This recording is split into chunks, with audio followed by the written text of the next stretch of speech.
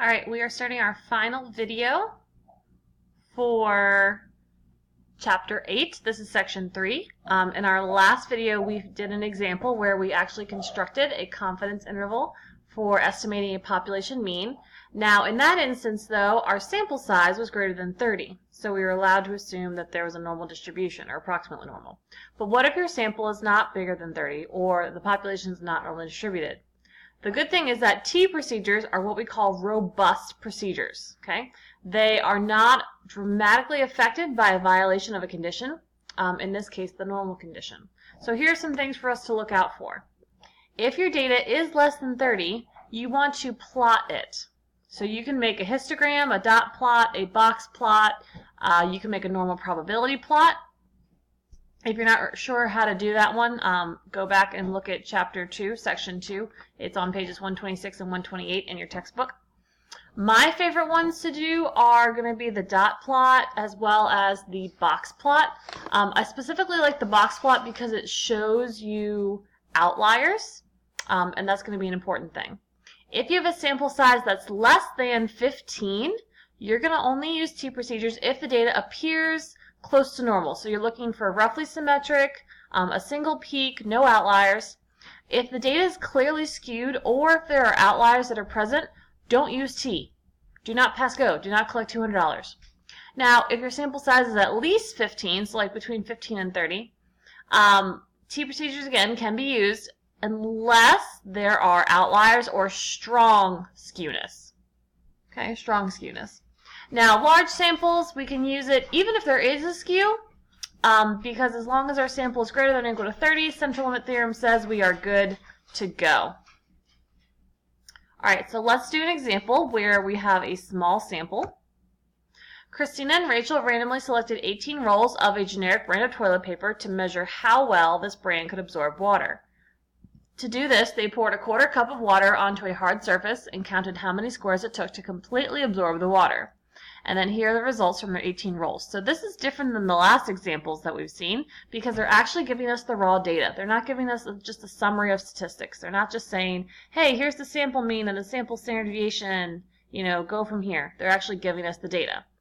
What we want to do is we're going to construct and interpret a 99% confidence interval for mu, where that's the mean number of squares of generic toilet paper needed to absorb a quarter cup of water. So to get started for this, we are going to go through our four-step process: our state, plan, do, and conclude.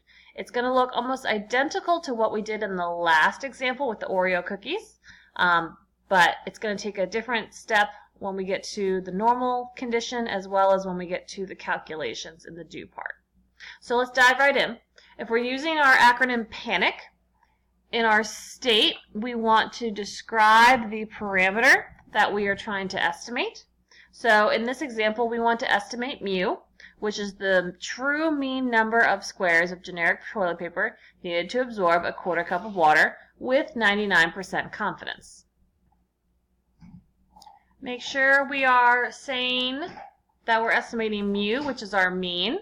Make sure we're including context, and then we're also saying the level of confidence that we're using in this problem. Next comes our plan. Okay. In our plan, we need to assess our conditions, that's the A in PANIC, and then we need to name the interval that we're doing. So to start off, we'll say what we want to use as long as the conditions are met. So for this particular example, we will construct a one sample T interval for mu, right, for our population mean, if my conditions are met. So when you're naming this interval, we have three parts that we have to say. We have to say how many samples. So in this chapter, it's just one sample. In a later chapter, there'll be two. We have to say what kind of interval. Is it a T interval or a Z interval? And then we have to say it's for mu, for the population mean. Okay, so those three things need to be stated in your plan. All right, so now let's go ahead and assess our conditions. So we need to go through. The first condition is the easy one, random. It's stated in the problem that they randomly selected 18 rolls of toilet paper. So we can say students selected rolls of generic toilet paper at random. So that takes care of that condition. Our next condition is normal. Now, here's where it's different than what we've done before.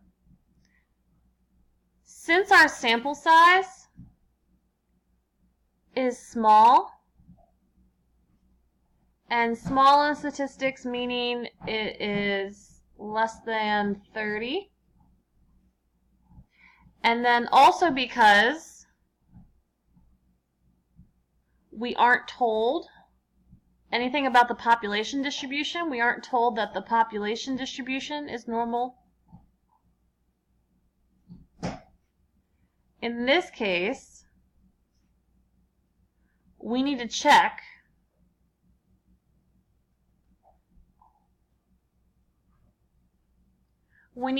whether it's reasonable to believe that the population has a normal distribution.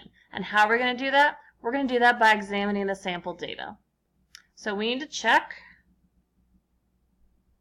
whether it's reasonable to believe or assume that the population has a normal distribution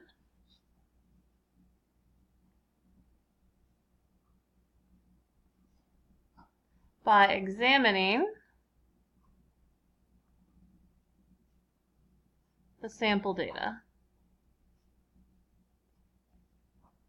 This is where you're going to plot it. You're going to graph it. I'm going to do a dot plot here, but then I'm also going to show you a box plot so we can see how they compare. So we have 18 values of our numbers. Put that down. It would appear as though the minimum value is 20 and the maximum is 29. So I need to have a number line that goes from at least 20 to 29. And then I just go ahead and create my dot plot. Dot plots are the easiest to construct. So that's why I'm going to choose that here. So I go ahead, start down here at 20.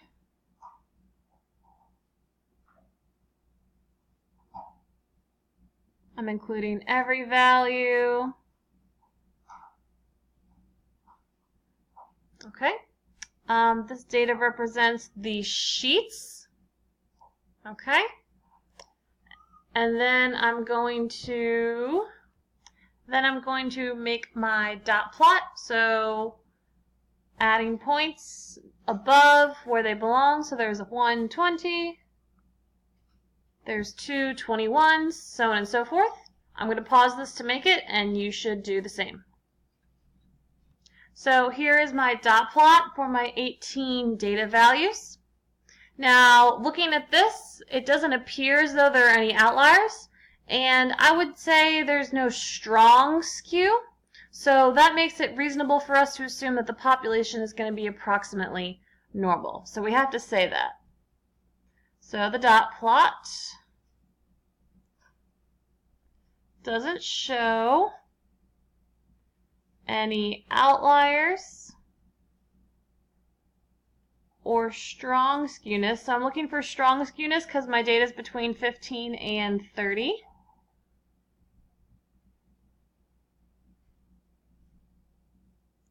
So it's reasonable to assume that the population,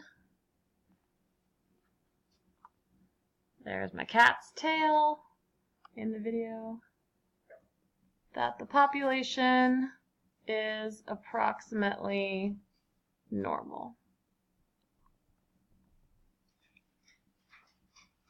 Now, what if you wanted to make a box plot? I really like making box plots.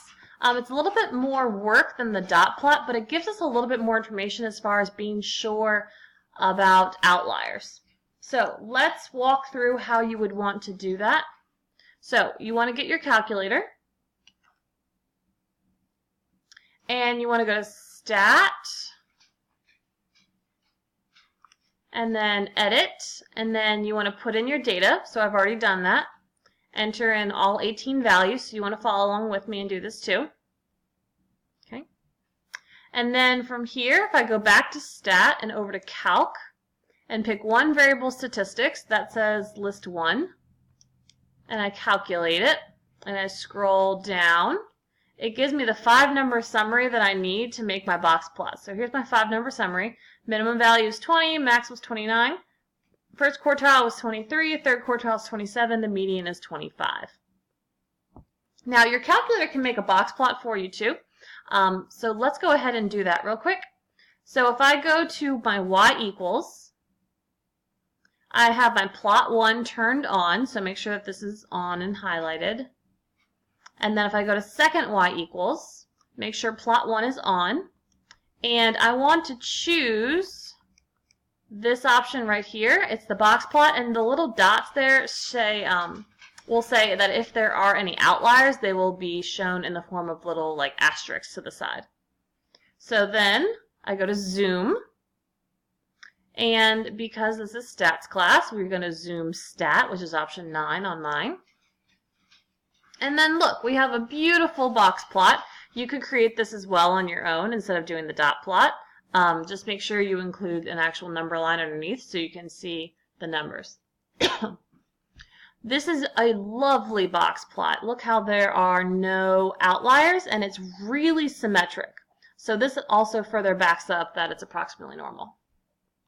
So we still have one more condition left, and that is the independent condition. Because this came from a random sample, we have to check the 10% condition. If this had been from if this had been from an experiment, we wouldn't need to check the 10% condition. We could just say, hey, we assume they're independent. So it's safe for us to assume that there are at least 180 rolls of generic toilet paper. Go to Costco and you could be proving that yourself. So now comes the do part where we actually do the calculations. So let's write out our formula. So x bar plus or minus my margin of error, which is t star times my standard deviation of my sample over the square root of n. Now remember how I said for this problem they didn't give us the summary? So we need to get that from our calculator. So if I go to Stat, Calc, one-var stats, it tells me my sample mean, my x bar was 24.94, repeating, and then my sample standard deviation is about 2.86, sure.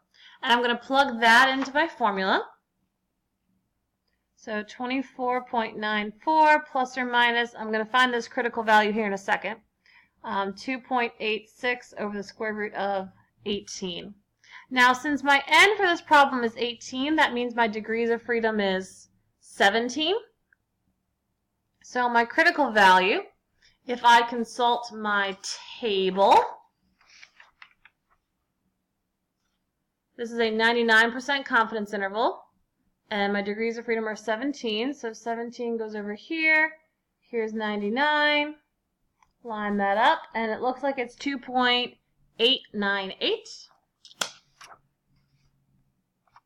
So 2.898. I could also do that in the calculator using inverse t, and it would give me about the same thing. So I go ahead and I do my math, and I get an interval from 22.99 to 26.89, and all that's left for us to do is to conclude. So there is our conclusion. The only thing left on our notes after this is just talking about how if you wanted to find a sample size, we'd have to go use z instead of t. And a shortcut to remember.